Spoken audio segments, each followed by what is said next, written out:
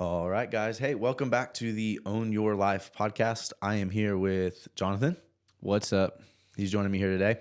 Um, hey, so I wanted to get into an episode specifically about Jonathan. I'm naming this one Jonathan's version, just like Taylor Swift's version. Uh, I wanted to give him a chance to tell his story, where he grew up, where his life started, what his life has been through, and then also how he ended up being the person that he is today. So you guys know Jonathan as the person that probably talked to you first on your first day, talking to you about signing up for the gym and stuff like that. You may know him as a coach and some other things. But I wanted to give him a platform and a place to share his story. He and I met in college. That was the first time that he and I met. We lived on the same dorm wing together. I don't even know how many of you guys know that. But I wanted to let him tell some of his story leading up to that and before it, and kind of his life change and how he's gotten to be where he is now. So I don't have anything fancy other than turning it over to him, just kind of letting him do his thing, and then I'll poke and prod along of some of the stuff I do and don't know, and we'll see where we go with this one. I was thinking about how to start this. I'm going to say, I was born unto Raymond Dennis DeFries and Pamela Jenkins DeFries on March 20th, 1989 in Durham, North Carolina. But that was just kind of the newspaper clipping. But a lot of people know some of the pieces, but we'll kind of start. I grew up in North Carolina. I grew up in the country, so like we're in Hazlet, Texas now, which is definitely developing. But if you go out past Decatur and a little bit further east or west, and it's where it's country, that's kind of what I grew up in. I grew up middle class. My parents took care of me. I never really had a lot of crazy needs growing up. They worked a lot. They weren't around a lot, especially when I was younger. But overall, like I don't have any glaring things in my childhood that were like, crazy things. So I was into stuff outside of, school. We did sports, we did church, all that type of stuff.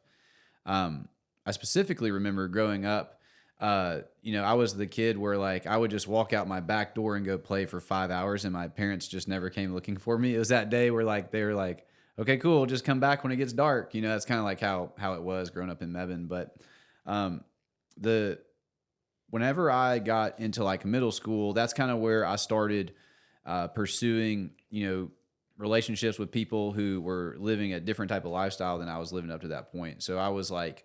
Like I said, into church, I was into music. I was into, I really loved animals and stuff like that, like live animals, and farm life and stuff. And so I was into that stuff, but I started feeling like I was a little bit, on the outside. Actually, when I was in middle school, I was in year-round calendar. So that's like where you go like 9 weeks on, 3 weeks off. And it was like the year-round kids and the traditional kids. It was like a two sides of the hallway type of thing. It was kind of funny. It was almost like prison, like they have gangs. But I was like, I want to hang out with those people. And like, it just was this first time in my life where I was like, hey, there's these other people that I'd like to be around because their life seems better than mine, And I didn't think about that at the time, but that's how it felt. And so started hanging out with those people. And when I went to high school, like when I was a freshman, my sister was a senior. And so I started hanging out with people a lot older than me. But I was dating a girl who her brother was the same age as my sister. And so just through all that, I started getting into like the party scene because I was like into these people that I was hanging out with. And so started hanging out with them, started, hanging out, going to parties, started drinking. So that was like when I was 14. So that's when all that started. Same year, this is a freshman year in high school, 2004, the fall of 2004. Started drinking, started smoking cigarettes, dipping, and then eventually got into drugs. So that's kind of how it starts. I don't really have a whole lot of like things that were like traumatic in my childhood that caused me to do that. I think the main thing that I know now that I look back was, I lived in the country. I didn't have a lot of friends that were close by, so I didn't have a lot of people like I could just walk to their house and hang out. And so like if my parents weren't home, like I hung out with my godparents who lived across the street and basically helped raise me, Doris and Paul.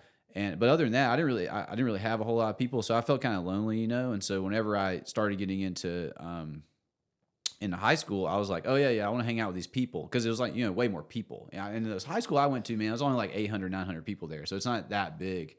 And so I started getting, that was like a thing that I look back now and I was really driven to is I wanted to hang out with people. The other thing was I had been working like all my life. Like when I was a kid, you know, I would work to help my dad. I would get paid to help him out and stuff. And so I got my first job when I was 14. So like I was working at a car wash and I was like, you know, getting minimum wage and working like, you know, 15, 16 hours a weekend, but we got tips too, man. So I would get like $70 to $100 cash a day. And so what I would do is I would like pay people to give me rides. Like I would give them gas money. Like that was the thing back in the day. Like The original Uber. yeah, and it cost like $3 and someone could get like, you know, 2 gallons of gas back then. So but that's what I would do. And so I kind of started sustaining this lifestyle. Like I would go hang out with these people. I would tell my parents I was like, you know, spending the night at their house or whatever. And so we would do that. So, you know, sophomore year, same thing. I was in this computer applications class, and the couple of guys I hung out, they were really into drugs. That's when I got into other stuff. So like smoking weed, doing pills, like prescription pills, cocaine, another one, you know, other types of like psychedelic stuff. That's when I got into that stuff when I was 15. But the real catalyst, like the real thing that really drove me was when I was 16, I had my driver's license. And it was November 18th, 2005. I know the date. I got into a car accident. I was leaving school, and I was going to work. I worked at Aeropostale. That's what I worked at a clothing store. And so I was leaving school to go to the mall. And as I was leaving, I was going down this hill. It's a road, you know, Orange Grove Road for people back in Hillsborough, if you're listening to this. I was going down a hill, and there was a school bus that was stopped, and the cars in front of me stopped. And I hit the brakes. I was in my sister's truck. It was an F-150. And I hit the brakes, and I started skidding, and I rear-ended the truck in front of me. And there was a guy, his name's Joshua Dickerson, who was a year younger than me, so a sophomore in high school while I was a junior. He was in the bed of the truck. He got ejected. I mean, he probably went 15 or 20 feet in the air, and then he hit his head on the curb, and he died 2 days later. And so that was like that event. Like that Friday was the Friday before the week of Thanksgiving. In North Carolina, you go to school. Maybe they don't anymore, but you go to school on the Monday, Tuesday before Thanksgiving break. I just didn't go to school, man, because I was like, I can't go to school because this was someone that I went with, and we found out Sunday that he had died. And so at that time, like kind of my drug of choice was cocaine. So like I was getting that, and I would be like staying up all night because it's a stimulant. Like you don't sleep, so I would stay up all night. And then when I was going to school, I would go to school, but I would like sleep during my classes. I've always had like a natural proclivity for like intellectual work. So like I made it through school okay, even by sleeping in class and not paying attention. But that was a pretty miserable time of my life because like that's the first time where I knew I was avoiding something. Like I remember like my pastor came and took me out to dinner. And he was like, hey, man, like, you know, what's going on? And I was just like, well, I'll just take it one day at a time. Like I was saying these things, and I was just trying to like ignore the actual thing, the actual problem, which was I was really upset. You know, I was really, I was hurt. I felt like the accident wasn't my fault because people in front of me hit the brakes. I can't go back in time and know it, but that's just how I felt at the time. I felt like it was unfair just from a life point of view. I grew up in the church. Just from a faith point of view, I felt like it was unfair that I had to go through that. But so I was going through a lot, and I was just using drugs. And so I was, you know, stay up all night and then sleep through the day at school. And so that was the fall of 2005. In the spring, I played lacrosse, and basically I was like, you know what, man, I'm just going to go all in. I'm just going to play, do my best. It was my best year ever. I stopped drinking. I stopped smoking. I would dip tobacco, but I wasn't like, you know, inhaling, you know, cigarettes or smoking weed or doing any other drugs. Like I literally stopped for like a good 4-month segment of time. And, you know, again, a lot of this stuff I've learned as I've looked back. That was when I realized like I was using external things to like bring me like security and comfort. Cause I was like, I had something to put my hands to, and I was like, I'm just going to do this thing. And so for this point in time, it was lacrosse, right? So, I also was in a relationship with that same person that I was dating in high school when I was a freshman. We were still in a relationship. So it was kind of long term. So those were the things I kind of put my life into. So, you know, like, yeah, I played great. I did great. But then at the end of the year, like she broke that relationship off with me, and I went straight back to drinking. So that summer, I just drank every day. I would go work from 9 to 5 because they kind of gave me a nice position at the clothing store. So I just worked 9 to 5 during the day, 5 days a week. But I would drink, like get off at like 5, be drinking by 6, and I would stay up till like 5 a.m. Go to sleep for 2 hours, go eat Bojangles because that's what you did, and then go back to it the next day. So that was that. And then that fall was when I really started getting into prescription painkillers. So started dating a different girl.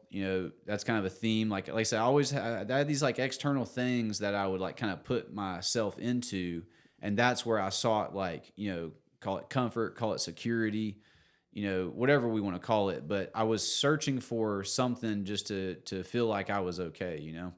And so started, using prescription painkillers. And that was always, even when I tried them I remember the first time I tried Oxycontin, I was 15.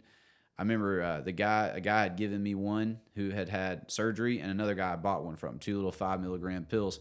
And I took them I was at school and I took them. And I remember sitting there, like when the high came on, I remember being like, man, this is amazing. And my sister and brother-in-law picked me up that day, like from school.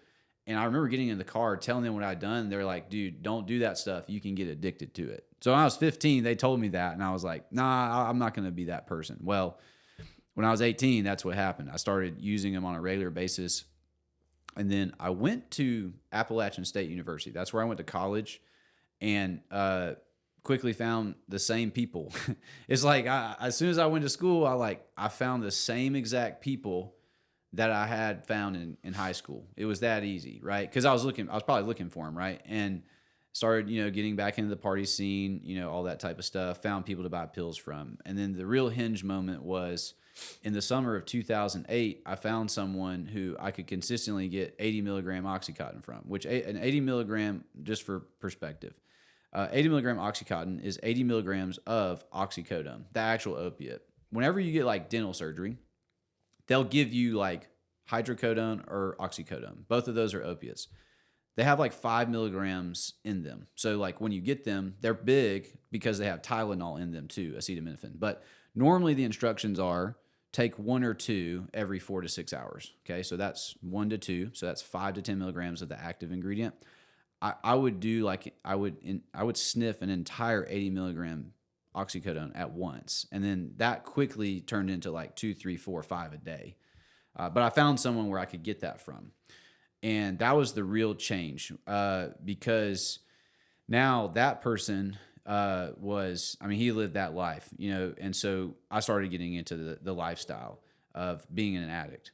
And up until that point, though, I didn't believe I was an addict. So I kind of have an interesting story about this.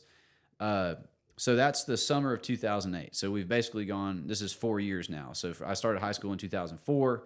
I graduated in 2007, went through my freshman year of college, 2007 through 2008. Summer 2008, meet this person.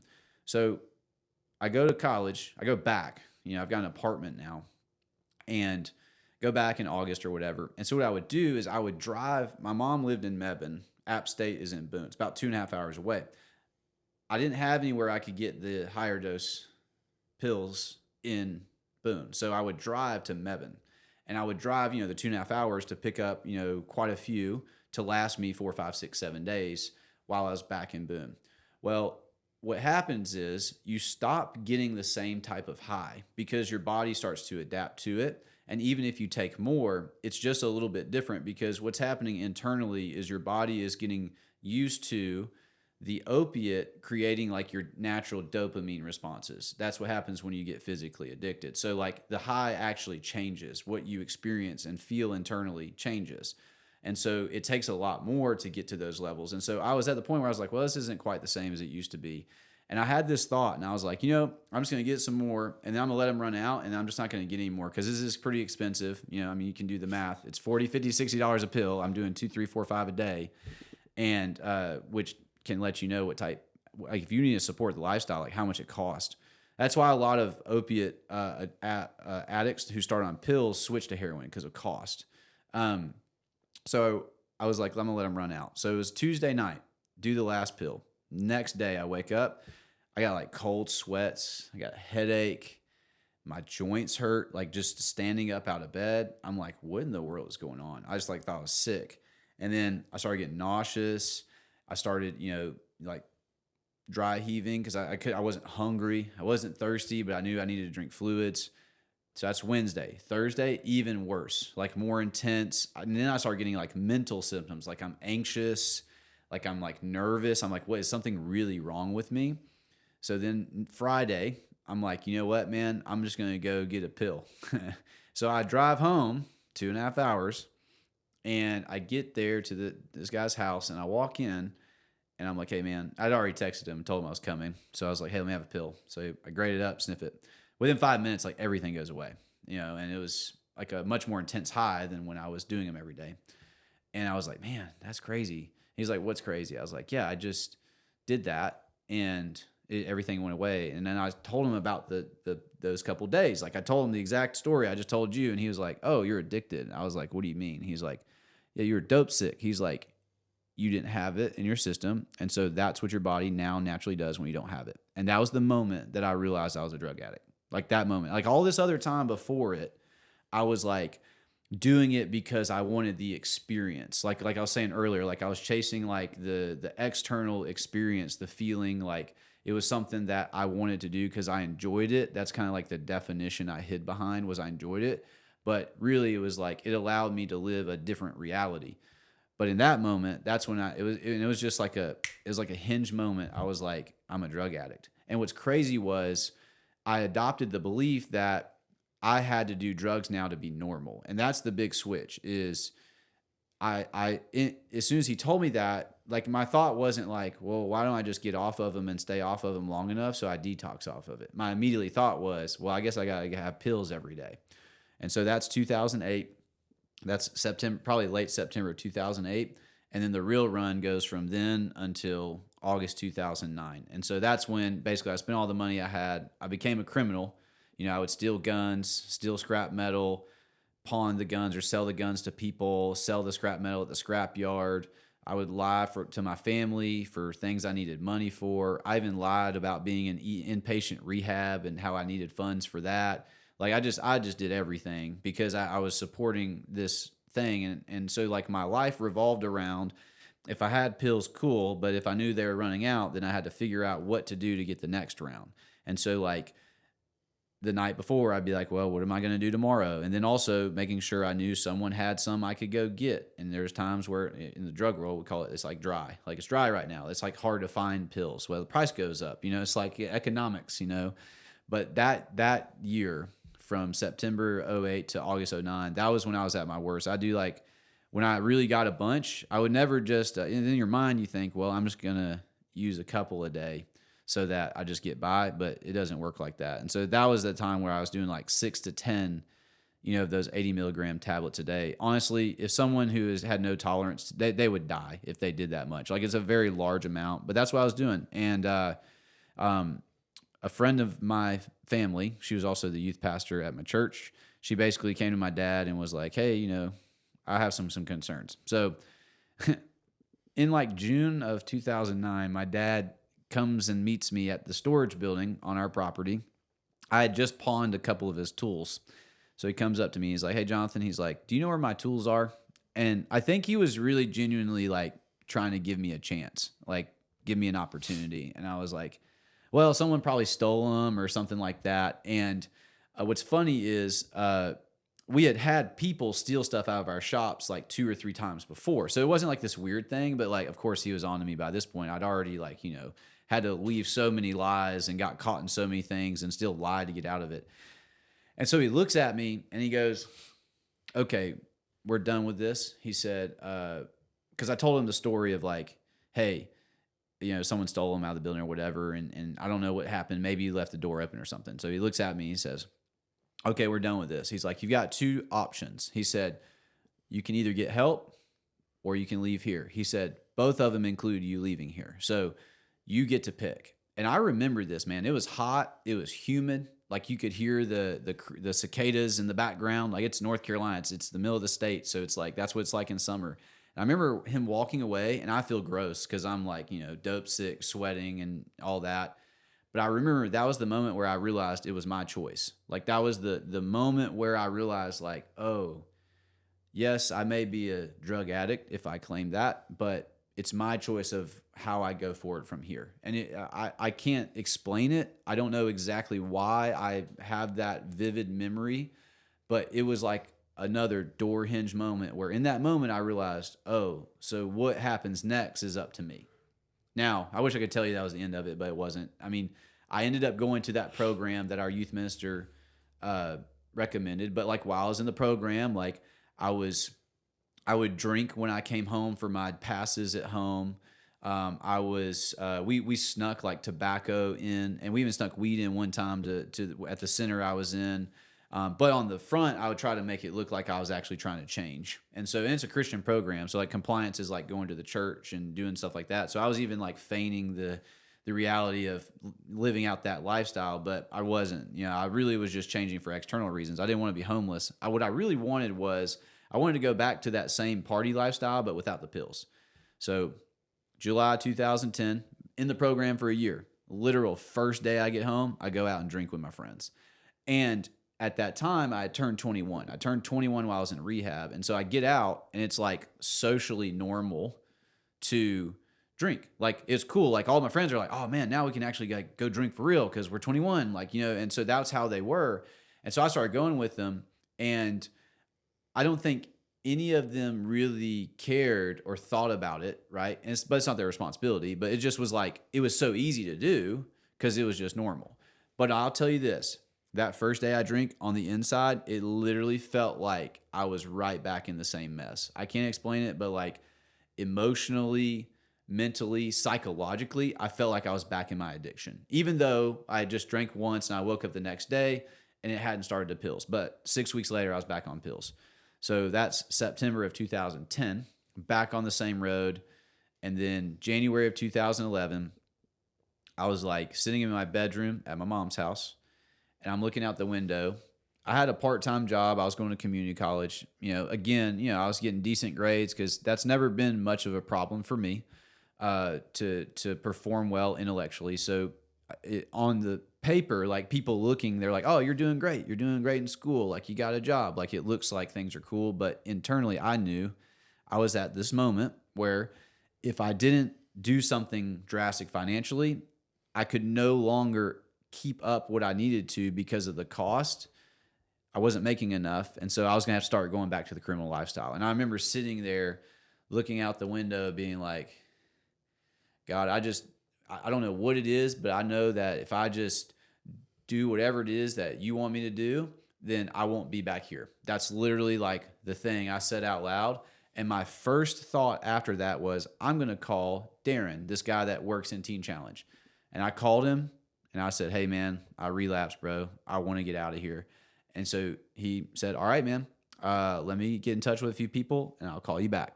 Next day, he calls me back. He said, you're going to Buffalo, New York, and I got a spot for you. And I was like, all right, cool. Now, I ran another con on my family, lied about getting some money. So I got really high for the next like 4 days. So it wasn't like in that moment, like things had changed.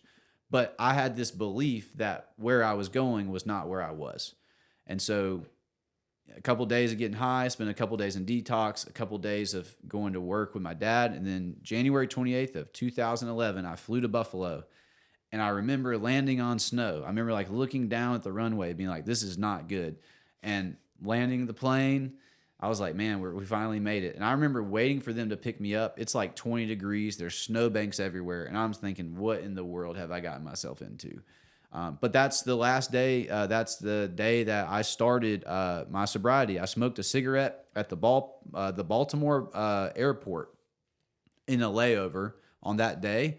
That's the last time that, other than caffeine, I've had a mood or mind altering substance. So that was 12 and a half years ago.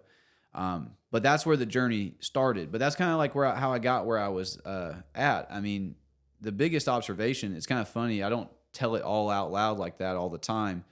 But the biggest observation I have now is that there was just this ever growing like pursuit of these external things to like somehow, you know, give me a sense of fulfillment, of comfort, of, you know, just assimilation into a group, wanting to be a part of something. And And what was cool was when I went to Teen Challenge, that was the undoing of all that and the beginning of the opposite, which is what I've learned is it's actually more about me becoming more authentically me and learning how to, share that with the world. That's really actually the thing that I have found is the pretty much opposite. And that's really what's carried me for these 12 and a half years. Cause like when I first got there, like I'm sitting here thinking, well, I might as well do whatever they tell me to do because I wasn't doing too well on my own. So I was like, well, let me just follow the schedule. So I just started following the schedule. And we did a Teen Challenge, you do everything together. So everything we all did it as a group. And that really started this like pathway for me to realize like, oh, like this environment and behavior thing matters. Like who you're with, where you're at, and what you do, like these things add up. But there's also the belief identity side, like I was saying earlier with like what you believe to be true. Like I believed I was an addict, and my immediate thought after was like, well, I have to make sure I have pills every day so I don't get dope sick. That was like the problem solving, which led me to the environment and behavior of the people who do drugs, where drugs get done, and the behaviors to support that, right? And so when I had that moment in the bedroom at my mom's house, that's when it switched of like, no, I believe that there's something better and there's something different. So like when I get the Teen Challenge, whenever it was like, hey, you got to follow this schedule, I was like, all right, let's do it, man. Like it is not that I was like extremely like hyped up about it every day and like bouncing down the stairs at the house. But I had this just deep internal desire to do it because I realized like, hey, I've got some work to do. This is actually my favorite thing about addiction rehab, actually. So when people are in addiction, now I was younger, right? But there's people who are like adults with families and stuff like that. They'll get in there, and after 2 or 3 months, 2 or 3 months, like if you're using pretty heavily like me, 2 to 3 months is when like your sleep cycles get normal again, when your desire to eat, your just generally like your mood regulation, like that stuff, like it takes a while for that to normalize. So it takes 2 to 3 months. So like about 3 months in, people all of a sudden are like, man, I'm feeling good. Like I need to go home and fix stuff. Like I need to go home and make things better. Like that's their immediate thought. It's like, I need to go do this work on this external stuff and make it happen. But what I knew at that point was I had been through the program an entire year and I had seen enough of that to know that that doesn't work, where I was like, well, that's not smart. Well, I ended up staying and working for a year and a half at Teen Challenge. And during that time, what I realized was like, no, like you need to stay because you need to work on you. Like your family is sleeping and they're much more comfortable now than with you back home, because if you leave right now, they're not even sure anything's changed. But if you're here right now, they at least know that you're somewhere where you're being watched, you're getting food, and people are monitoring you, and you're more likely to not go back to that lifestyle than if you go home right now. And so I just really bought into that mindset of like this whole environment and behavior thing, this belief system, this like we need to change this. And so at Teen Challenge, like, I mean, to be completely honest, like when I was working there and stuff like that, I usually got kind of made fun of because I like followed the rules. But like I never looked at it as like simply following the rules, because that's what I did the first time. Like the first time I was in rehab, I just followed the rules so I wouldn't get caught. But like when the second time I was like, no, like I just believe there's like some sort of internal work that's happening by me complying with what I'm being asked to do. I think that's why I like being coached. I really do believe in coaching. Like I not only coach, but I have coaches, and like I just have so much evidence from like the past 12 and a half years that when you ask someone to coach you, the cool thing is they're not in your immediate world, and they have a way to look at what you're saying, what you're not saying, what's actually going on, and where you're trying to go, and actually give you the right things to work on right now so that you can actually make progress and not go backwards. Because you can just make yourself do something for a little while, but a really good coach, they're going to observe your lifestyle and help you actually overcome like the roadblocks. So it may not just be what you're doing, it may be how you're doing it, when you're doing it, in what fashion, And so that's what I did. I just was like, you know what, man, it's about the process and what that's doing to me. So when I went to, so I was there in Buffalo for almost 2 years, January 2011 to November of 2012. Then I went to ORU, and that's where Mike and I lived together. I went to ORU in the spring of 2013, and Mike graduated in the spring of 2014. So we lived there a year and a half, but we lived together in the spring of 2014. Now, inside of all of this, when I was in Buffalo, I started doing CrossFit. So I was at Famous Dave's. It's a ribs place. It's actually pretty good for a chain. Got to be real. Also, shout out to Billy Sims in Oklahoma. Another good chain for barbecue if you ever go. But I was at Famous Dave's, and I was looking on the TV, and the 2012 CrossFit Games were on ESPN2 because they were on that back in the day. And I remember being like, what is this? And so I went home and Googled it. And let me tell you, back then, there wasn't the amount of content about CrossFit that there is now. So there was a couple YouTube videos, but there was a lot of like CrossFit.com. So like journals, articles, the level 1 manual, which is actually what I learned about the basics of CrossFit. And then just the regular main site workouts. And so I started doing it, man. We had a gym, big quotes on that, because we didn't really have much of a gym at Teen Challenge, but like we had a couple of rusty dumbbells and old barbell, but I would take a dumbbell and carry it to the park up the street. And I would use like the jungle gym for pull-ups, and I would do stuff with the dumbbell and run. I ran a lot, but I was getting kind of bored, and I had a membership at the Buffalo Athletic Club, but I didn't enjoy that type of training. I was the youngest person by 20 years that worked at Teen Challenge. I was 20, 21, 22, and then all the other people were like in their 40s and older, and they weren't into it. And so when I found CrossFit, I was like, man, this like really piques my interest. And I love the type of training, like that it's like more athletic, that it's varied and stuff like that. But I could see like the consistency and improving movement and stuff like that. But the main thing that was missing was I was doing it by myself. So when I go to ORU, I go for college weekend. It's like the tour weekend. Just to frame this for you guys, this is 2012. I am currently 23 going on a visit weekend with a bunch of 17-year-olds. Like, just so you guys realize, like, there's a big age gap. And at ORU, you stay in the dorms until you're either 26 or like if you get married or you like fill out an application, like if you live there, like your parents live in Tulsa. So like, I'm going to live in the dorms. And I did live in the dorms for the whole 3 years that I was there. But while we were there, we toured the aerobics center, which is the gym. And they had a room with rubber flooring, pull-up bars mounted to the wall, bumper plates, medicine balls, and rowers. And I was like, what is this? And so like, dude, I already knew, I can't explain it. It was just as much as when I was in the bedroom at my mom's house. And I just knew like I was going to be okay if I decided to follow this path. Again, as a Christian, like I believe there's a lot of divine intervention in that. But just from a fundamental standpoint, I realized that if I followed the path and be focused on me developing me, that I was going to be okay. When I saw that room, when I got to ORU, even the first day I was there, I was like, I just had that same feeling about this place. It just felt like home. It just had a calm, and peaceful experience amidst staying with all these young kids and it not really being my type of thing because of what I'd been through and where I was at. And I don't say that to like look down on those people or say they're immature. It's just literally like 6 years of difference plus life experience. But I just had this sense of calm and peace. But when I saw that gym, I was like, man, this is legit. So first week I'm there at ORU in January, I go to work out on a Saturday, and this guy named Doug Decker walks up to me and says, hey man, what are you about to do? I'm like, well, I'm about to work out. He's like, well, we just finished doing a class. I run a CrossFit affiliate out of here called Vertical CrossFit. And would you like to train with us? And I was like, sign me up, man. So I got signed up and I started the next week.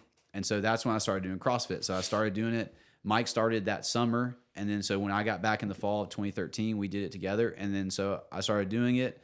I started cleaning the gym when Doug moved off site.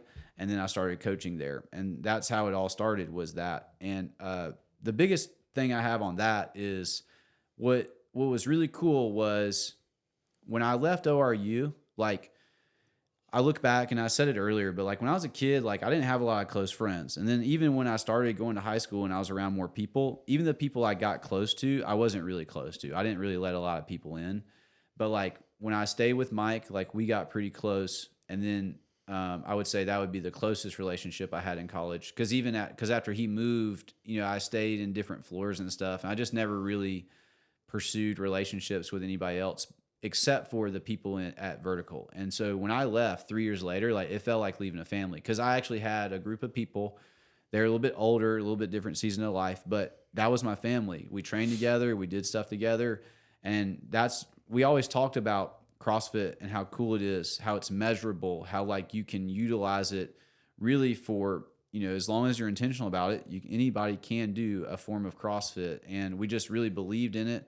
And when we decided to leave school, inside of all this, in 2013, my dad died. October 28th of 2013, he died from cancer. He had it for 5 years on and off, and he was in remission for 2 years. But then in May of 2013, he got a terminal diagnosis. Actually, on his 60th birthday, that's when he got the news. And he just declined massively. I was home that summer and everything. But when he died, he left me a little bit of money. He's like, hey, man, like, I want you to do something with this. He said, I know how you live now, and I know you'll be responsible with it. But he's like, so if you just want to leave it here, cool. If you want to do something with it, cool. But he's like, I just want you to do something that to you is important and valuable and is a good use of this money. And so that's how I used that to help start the gym. And so, thanks, Dad. But really, that's how we got here. It's been an interesting journey, to say the least, but it has been interesting.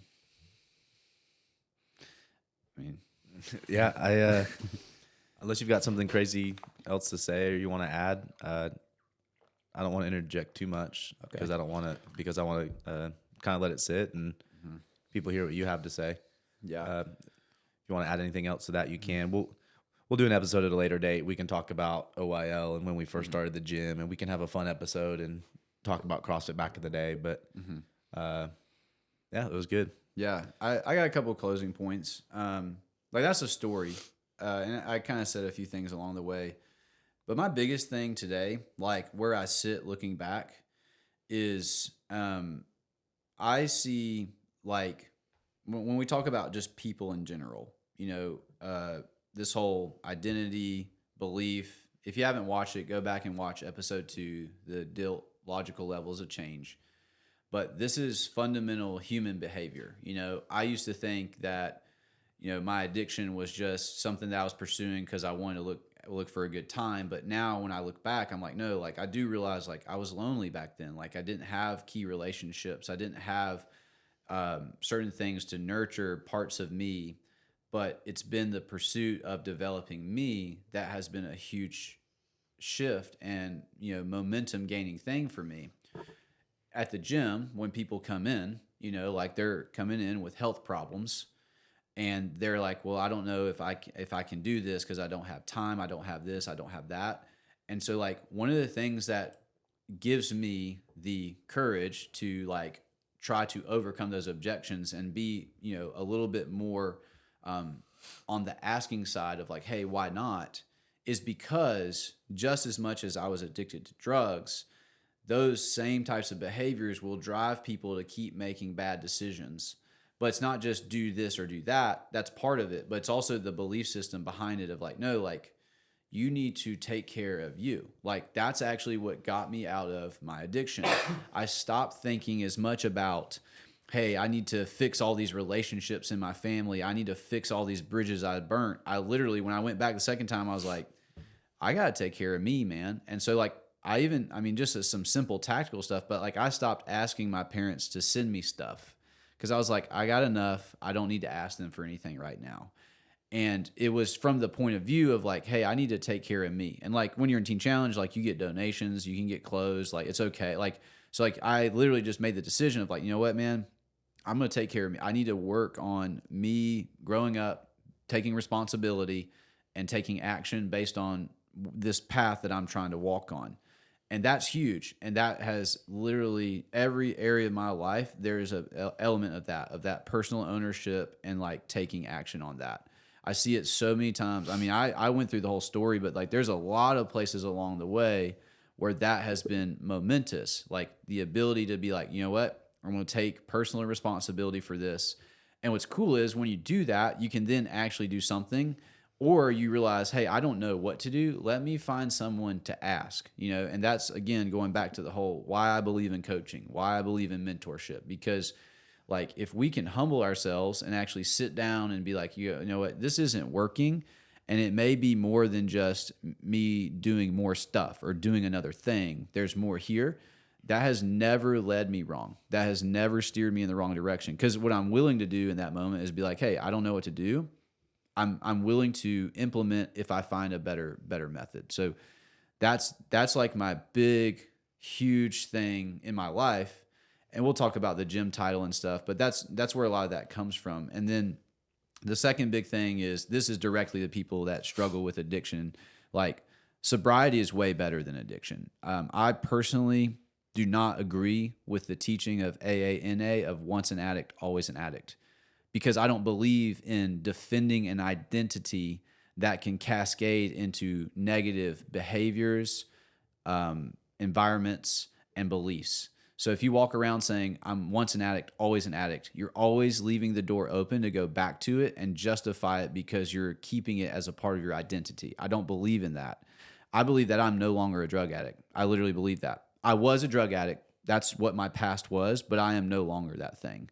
My life evidences that that's not the case. And so part of that is, I think a lot of people, when they get into sobriety, they don't believe that they can find something that's satisfying or fulfilling, or they don't want to actually uncover what they're actually trying to satisfy or fulfill.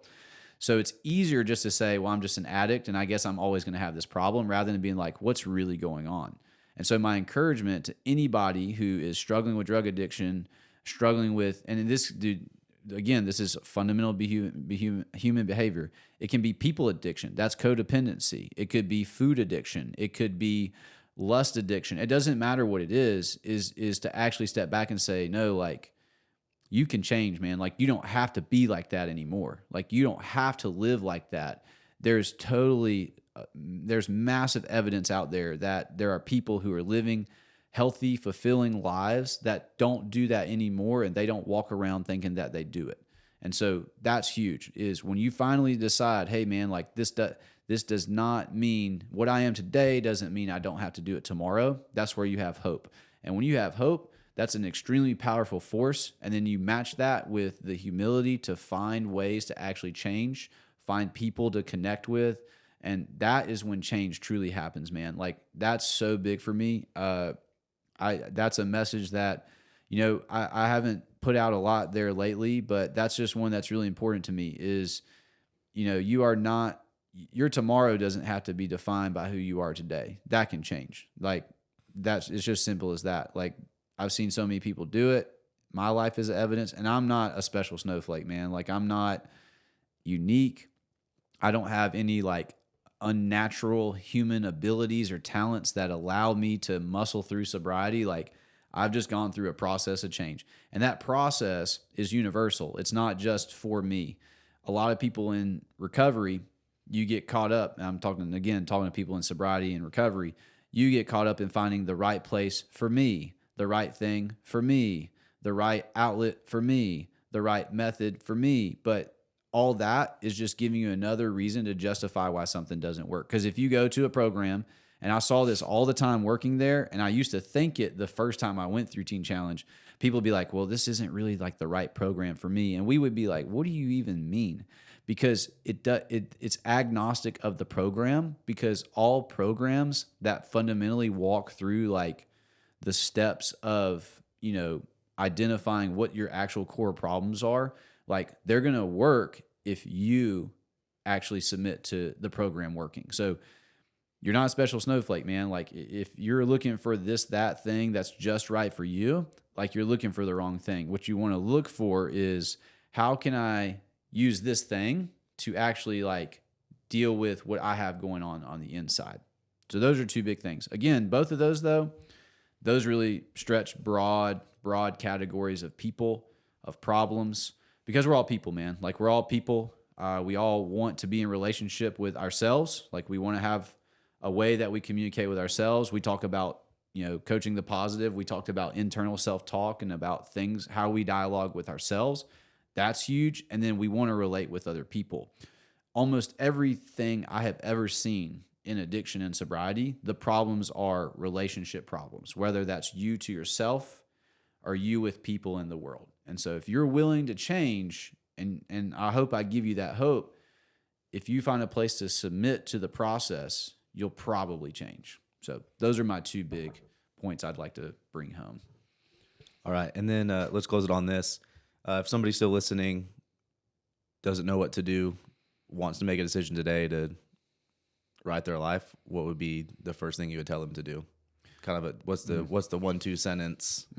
What do they need to do? Number one, if you know someone who's changed their life and you would like to change your life like theirs, reach out to them, because that type of person, I'm that type of person. If you find me on the socials or whatever, reach out to me, because I'm not going to sit here and try to solve your problems. I'm going to ask you, where do you live? What do you got going on? And try to figure out a place you can go. All right. So that's like from a sobriety, like if you're actively in addiction or whatever, that's what I would tell you is there someone you know that's changed? Ask them and then submit to what they give you, because if you look up to them and they exude a lifestyle of change that you want to emulate, that person is definitely going to want to help you. I've never not tried to help someone find a place to go and troubleshoot when they've reached out to me and say that they're struggling with addiction. So that's a sobriety thing. But bigger picture, if you're like, hey man, like, yeah, I got something going on, I want to get my life right. I mean, the first thing I would tell you is ask yourself why you believe that it can't change. You know, what is it that you believe about it that seems like it's unchangeable and that you will always be like that? And then ask yourself if that's actually true. Because if you walk around just believing like you're alone and there's no possible way that it can change, that will become true to you. And that's what you will believe to be true. But I would ask you to say, okay, has someone else ever gone through what I've gone through? Has someone else come on the other side of it? And then why do I believe that it can't change? And if your answer to that is anything like, well, I've tried, or I think I'm extremely unique, or no one's ever gone through this before, I would submit to you to question that belief, because the biggest, from a Christian worldview, the biggest lie of the enemy is that you're alone. It's that there's no way you can even get help. And especially if you feel ashamed, like there's no way you could ever tell anybody because of how bad it would make you feel or make you look. But beyond that side, like not even the spiritual side, just there is evidence out in the world that will show you that you can change, and then you can either overcome or get past what you're going through. All right. Awesome. Thank you. Thank you so much for sharing your story. Hopefully this reaches out or can change somebody else's life. If you have any questions at all, reach him. Always in the show notes, I link Instagram, Facebook handles, or whatever. Message, comment, whatever. We can figure out a way for you to get in contact with Jonathan if you need to talk to somebody. But that's it for this week. Thanks for listening, guys. We'll be back. We will be back next week and do this thing again. Have a great rest of your day, guys. We'll see you next time. See you later.